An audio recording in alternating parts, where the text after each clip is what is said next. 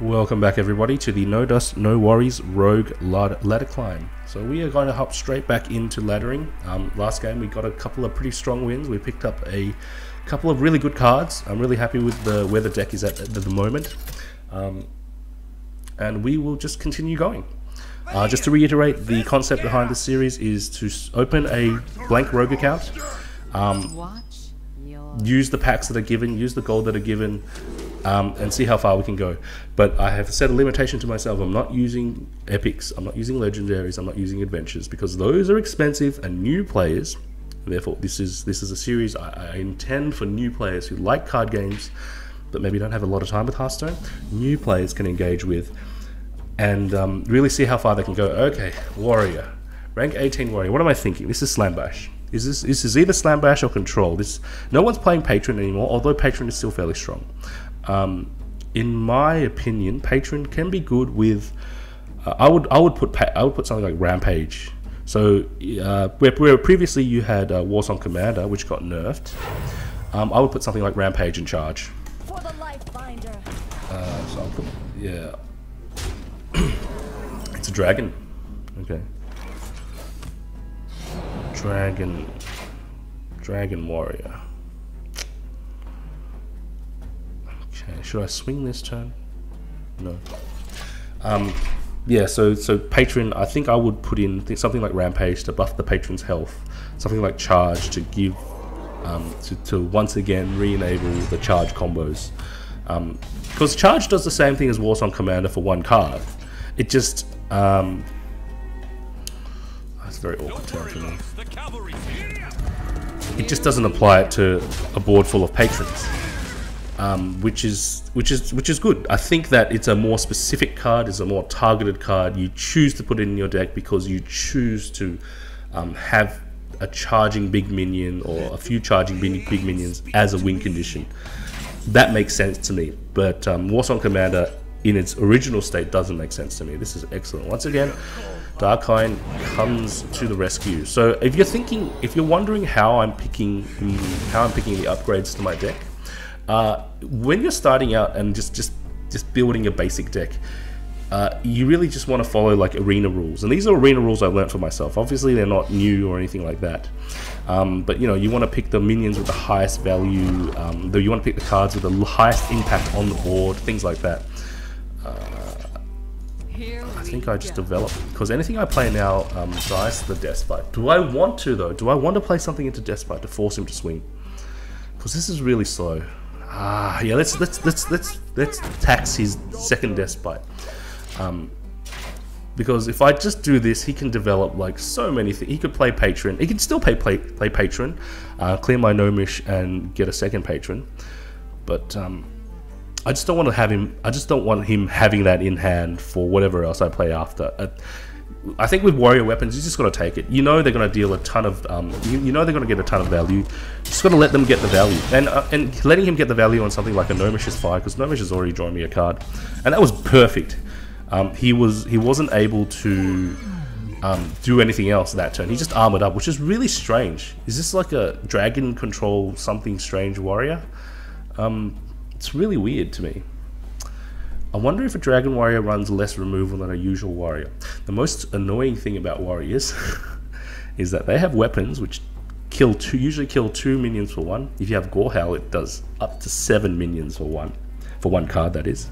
And then they have all this really annoying removal in the form of executes and shield slams and brawls and crushes, and this is a control warrior. Yes, I know. What do I do? I think I flood the board. Against something like this, you sort of just have to flood the board and hope that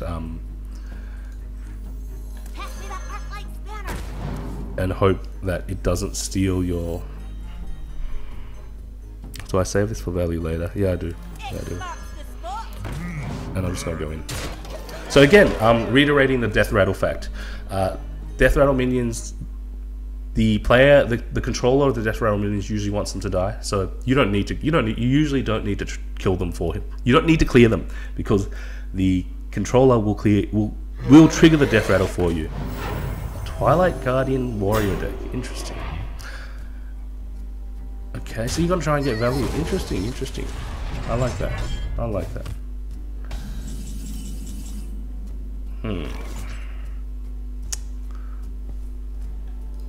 Definitely doing this. I don't think I want to develop the second ogre.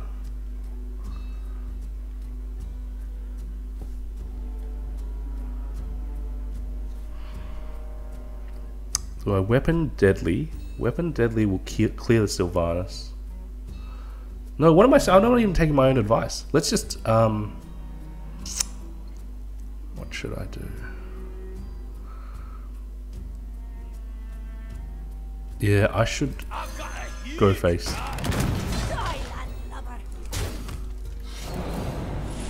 I want to start pressuring him. I don't take my own advice. I was thinking I should clear the Sylvanas. No, he'll clear it for me. And if he continues to use it to gain value, it's a really slow play. And it allows me to challenge anything else he plays on the deck. So I'm just going to push for face and see what happens. Because I think that clearing the Sylvanas just gives it value. Sylvanas by itself is a 6 mana 5/5 that doesn't do anything until it dies. So I really like just leaving it be. And okay, so he's going to definitely take my ogre, which is fine.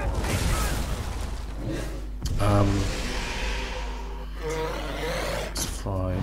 I think it's fine. Maybe it's not fine. That could have been a game-losing swing, I think. I definitely want to backstab first on this, because if I fan first, the backstab will deny the fan. Okay. There's no other way for me to clear this. So what I'm going to do is I want to clear the weapon, and so therefore I'm glad that I saved the ooze and buff this out of whirlwind range or cruel task range. Okay, that's the best I can do, but I still, that Sylvanas got a ton of value. What's the ideal answer to Sylvanas, you ask? Sack or silence? That's the ideal answer to most Death Rattle minions, sap or silence. I'm in trouble. There we go, there's all that annoying removal. Just so happens the annoying removal is is epic. It just gets me a little bit, you know, gets me a little bit cranky when you play, and it's rank 18, that's fine, I understand. Gets me a little bit cranky when you queue up and, you know, you pretend to be a new player. My deck costs 200 dusts. I feel really proud. I had a couple of games and I did well, and then you run flat-faced into warrior deck filled with epics and legendaries, and that's fine. You know, you got the time, you got the money to sink into the decks, or you got the time to sink into arena and go and basically go infinite. And what I mean by going infinite in arena is it costs 150 dust to play. I mean 150 gold to start an arena run. And I think once you and every arena reward gives you at least one pack, and now it's any pack. Previously it was only GVG, but now it's any pack, so that's really good. And if you do well, I think if you do like better than 4 or 5 wins, you end up getting at least 50 gold back, and that's basically like even Stevens, because you paid 100 gold for the pack and then you got an extra 50 gold for the arena. But if you do even better, say 6, 7, 8 wins, you're pretty guaranteed to get at least 100 gold from the rewards. I'm just speaking from experience here. You'd have to check some other YouTubers. I'm sure, you know, Trump does a lot of arena. See his channel. Why aren't you attacking? Did you go AFK? Can a warrior deal 7? Yes, he can. He might have Gorehowl. This deck, this deck with all of these dragons and epic cards most definitely has a Gorehowl in it. Well, no, not most definitely, but very high likelihood. Well, I got salty, and then he got disconnected.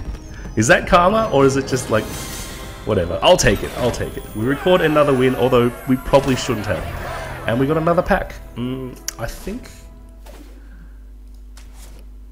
I will save the gold. No, screw it. Let's just buy a pack. What am I doing? And I decided previously, what did I decide previously? The best pack was TGT because you could get Buccaneers and Shadowpan Riders and so on and so forth. So I will stick with TGT for now. For Rogue, that is. If you're wondering what's the best pack for your class, look in the collection and see what common and rare cards might you want. And okay, there we go. As I said, Shadowpan for the win. This is a great card. A 5-cost ogre. If you can combo it out, and even if you don't combo it out, Fen Creeper is 3 for a 5, 5 for a 3/6 taunt. So this guy is still great.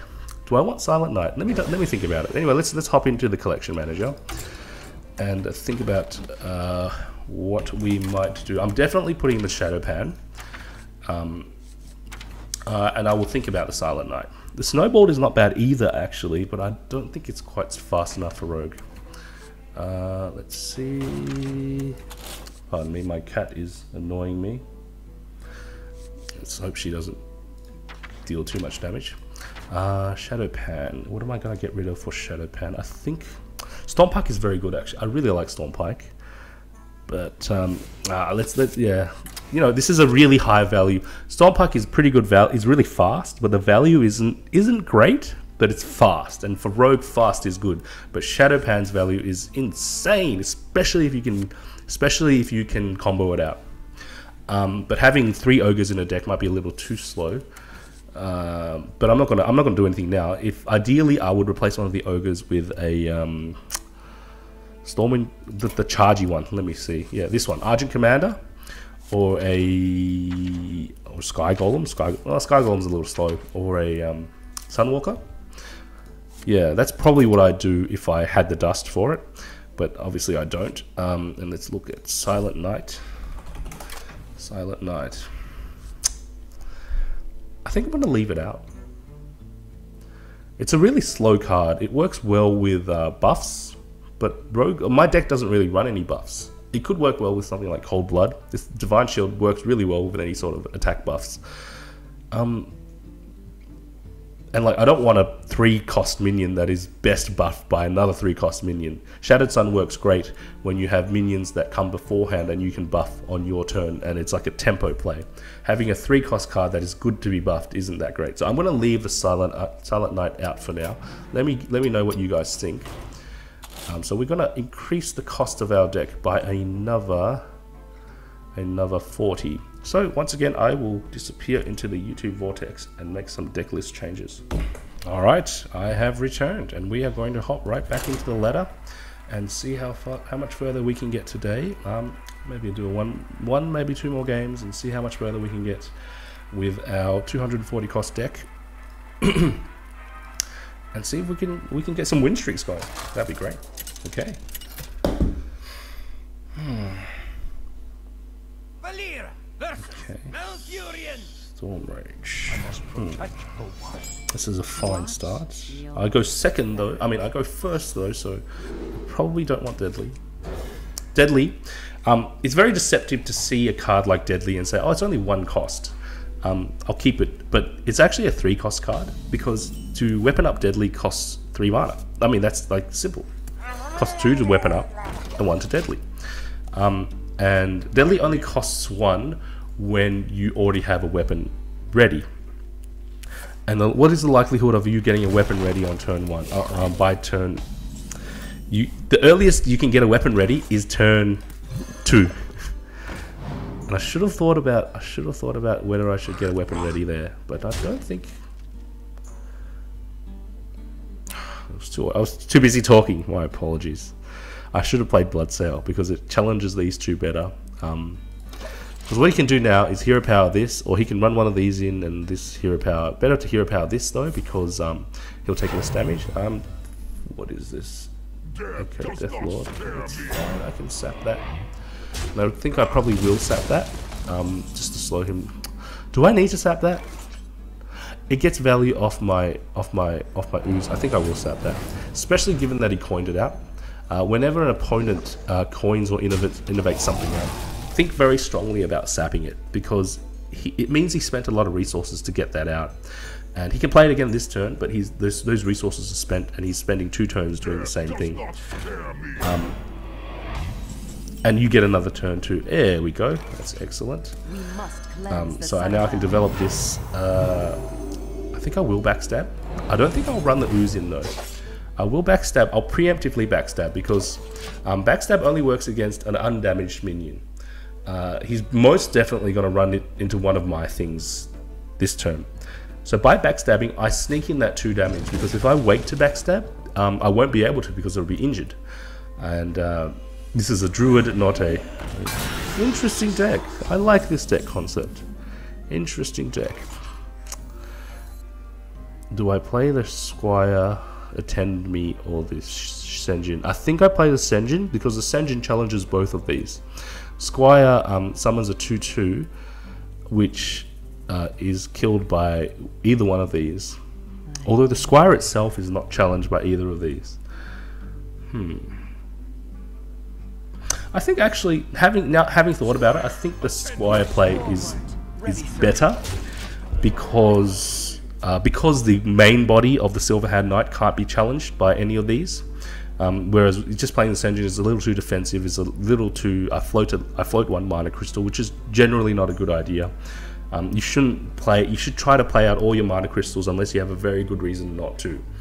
And very good reasons might consist of, you know, a warrior has a death bite in his hand, if you remember our previous game, or one of our previous games, or, you know, any sort of weapon, any sort of, or if there's like a doomsayer on the board, or if you're suspecting... There's a number of situations, but as a general rule, as a beginner player, you want to spend all of your mana.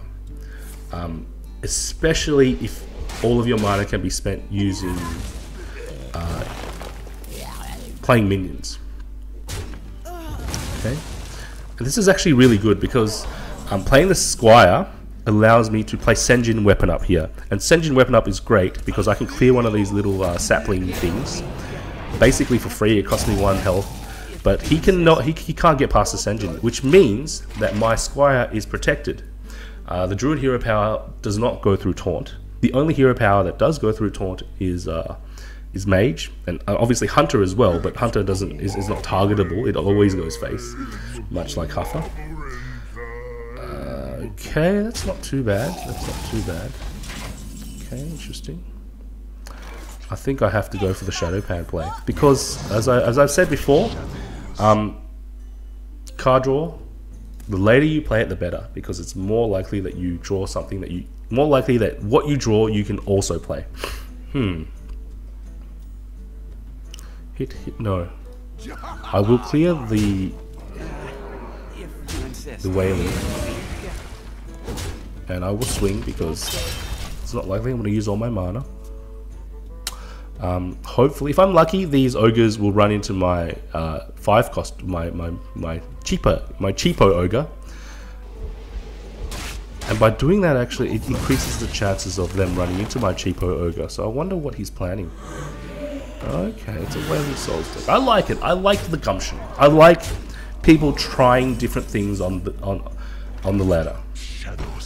I like people having their own concepts and not just sticking into, you know, tried and true net decked, you know, 101 crap, because it's not interesting to play against. It's interesting to play against the Wailing Souls deck. It's interesting to play against a Death Lord Ogre Brute, and, you know, there's probably a Mogor in here, because it lets me think about what might be in... Okay, well that's not interesting, but what might be in his deck? What way should I change my playstyle to counter what his game plan is?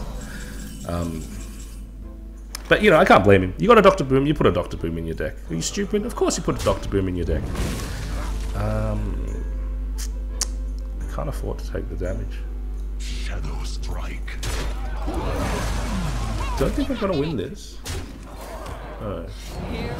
Because I don't have any burst, and I don't have any easy answers to Dr. Boom.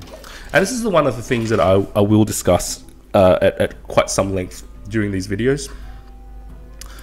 Dr. Boom the most popular legendary card, and I can say this without even looking at the stats. If you have Dr. Boom, you're going to put Dr. Boom in your deck, unless you have like a really, really good reason to. And the people who have a really, really good reason to put Dr. Boom in your deck, not to put Dr. Boom, you're probably running something like Freeze Mage, which, you know, you know enough about the game to not put Dr. Boom. But if you open a Dr. Boom, or if you gather enough dust to craft him, you're going to put him in your deck. And what's the answer to Dr. Boom? Blizzard, what is my answer to Dr. Boom? I don't know. Big Game Hunter? You expect new players to face Dr. Boom every couple of games to have a Big Game Hunter? An epic card that costs 400 dust? My entire deck list costs 240, dude. And you expect me to have Big Game Hunter to face up against the rank 18 Dr. Boom playing Druid? I mean, I like the rest of his deck. Oh, I'm dead. And I don't really care. It's just that a card like Dr. Boom has no counterplay. And you'll hear me rant about this a lot. What is the counterplay? What is the counterplay? Almost every other card in Hearthstone has counterplay. You can play around it using one thing or another. The only counterplay to Dr. Boom is an epic card that new players cannot craft, and they'd be lucky to get, because now there are 3 sets of expansions, 3 sets of packs that they can buy. It doesn't make sense. I'll usually skip this, but I'm just going to keep ranting. So what is the counterplay? I would really love you guys to give me some... Oh, I forgot to record the loss. To give me some of your thoughts on what is the counterplay to Dr. Boom. Yeah? Oh, so it's one card that's an epic. I really don't think a card as popular as Boom should only have one card that can be counterplayed. And it's not even really a counterplay, because you drop the you drop your BGH, it's a 4/2 minion.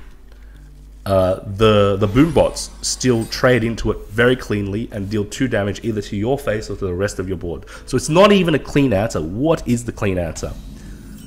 We're not all Warlocks. We don't have Twisting Nethers. I think I will do this. We don't have Twisting Nethers. We're not all Paladins. We can't play Equality Consecrate or Pyro Equality. And even if you do, those Boom bots are still going to go your face. So I really think that Dr. Boom is an example of poor card design. And the fact that Blizzard is not really addressing it, not really... Like, you can even change it just a little bit, just a little gentle touch. Yeah? What do I mean by a gentle touch? Boombots are 0/1, deal 4 random damage. So they no longer challenge the BGH. Yeah? They still do a lot, they still have a lot of value when they're cleared, they can still be great when they're buffed, but they don't challenge the only counter you have in the game. And you could say, oh, but Dr. Boom is slow, it's a 7 mana card. That's the counter. Every 7 mana card has that. Every card you play above 6 mana has that issue. What I'm talking about is, what is the specific downside of playing Dr. Boom? And I don't really see any. It's slow. Wow, it's slow. Ysera is slow. But Ysera at least costs 9 mana, so you could make Dr. Boom cost 8, and I think that would make a huge difference. The more value a card has, the slower it should probably be. Anyway, let's get back to the game, because I'm getting a little too agitated. Do I clear? Because no, I never follow my own advice. What am I doing? Yeah, I should just leave it up. What am I doing? Should I swing? No. I'll save the flexibility of the deadly next turn. Yeah, I have to remember. I'm learning things from doing this as well. You leave the Mad Scientists up, because the 2 damage per turn is much less impactful than it pulling a secret out of the Mage's deck and playing it in as a death rattle. Just calm. So yeah, I get really annoyed sometimes by just the level of obtuseness. Like, it's obvious, like, everyone in the world, even the Hearthstone casters for the Blizzard World Championships, call him Dr. Balanced or you know, like, they refer to him, everyone knows, it's like an unspoken truth. And no, it's a spoken truth, but the Blizzard Hearthstone devs just go on pretending like it's not an issue. And maybe it isn't an issue, maybe I'm just overthinking it. But that previous game, if that Dr. Boom was a, you know, same thing except a 0/1 boombox, I think it would have improved my chances of winning by a lot. it would have made me feel not as bad to go up against Dr. Boom. And again, I'm going back to the issue of zero-sum game. When you play PvP, it's zero-sum. When you okay, thank you. When you play someone who has insanely strong cards, you have no idea what to do, and that's the feeling. That's the feeling about that's how you feel. Well, that's how I feel. Versus Dr. Boom, he's very oppressive. What can I do? What can I do against Dr. Boom? I don't know. Run a BGH? I don't have a BGH. You want to give me a BGH that's a common or a rare? I'll take it, and I'll put it in every single one of my decks. I'll put just one in every single one of my decks. Just to, let me just switch it to the ending screen. Just so that, you know, above rank 18, I have a counter, because right now I have no counter, and I knew this was going to happen. It's not as if I started this run and didn't know that Dr. Boom was going to be everywhere. I know he's going to be everywhere, and this is sort of a challenge to myself to see, can I come up with something? Or is there really nothing aside from BGH and perhaps SAP? But SAP, like, really, I don't know. Anyway, that's enough ranting from me. I'd love to hear you guys' thoughts about Dr. Boom, if you guys are interested, watch my video on how Mysterious Challenger is not the issue. I basically break down Mysterious Challenger and talk about whether the risk rewards of the card are suitable, and I think they are. But with Dr. Boom, where is the risk reward? What? You play 9/9 worth of stats for 7, and 2 of them deal 4 down. Anyway, never mind. I hope you guys have a wonderful and lovely day. Thank you so much for watching. I want to thank you in advance for liking, subscribing, commenting, and sharing. I do this for the love, not for the money. I would be broke on the street if I did it for the money. Anyway, thank you very much. Hope you guys have a lovely day. This is No Dust signing off.